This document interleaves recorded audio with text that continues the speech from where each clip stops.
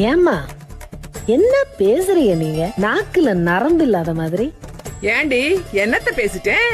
பிடிக்காத வாழ்க்கைய மூச்சு முட்டை வாழ்ந்து மண்ணோட மண்ணா போனா பொம்பளைங்க எல்லாம் தியாகி நல்லவகன்னு நீங்க செலவப்பீங்கல்ல. தனக்குன்னு ஒரு சின்ன விஷயத்தை எவ்வளவு ஒருத்தி யோசிக்க ஆரம்பிச்சாலே அவளுக்கு பட்டத்தை கட்ட ஆரம்பிச்சிருவீங்க.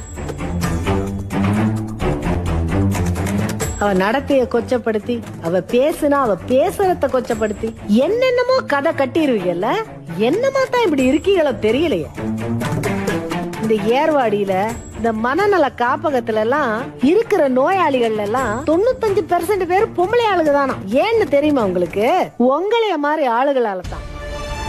நீங்க குடுக்கிற அழுத்தத்தை தாங்க முடியாம தான் ஒவ்வொரு பொம்பளையும் மெல்லவும் முடியாம சொல்லவும் முடியாம வாழ்க்கை பூரா அந்த அழுத்தத்தை அப்படியே மனசுக்குள்ள வச்சு வச்சு வச்சு வாழ்ந்துட்டு வெளியே சொல்லாம பைத்தியமா போயிருக்குன்னு கேட்டா, பொம்பளைன்னா பூமாதேவி பொறுமையா இருக்கணும், தியாகம் பண்ணணும், அவ தியாகியா இருந்தா தான் குடும்பத்தை காப்பாத்தலாம். இப்படி பல கதைகளை சொல்றது உங்க தேவைக்காக.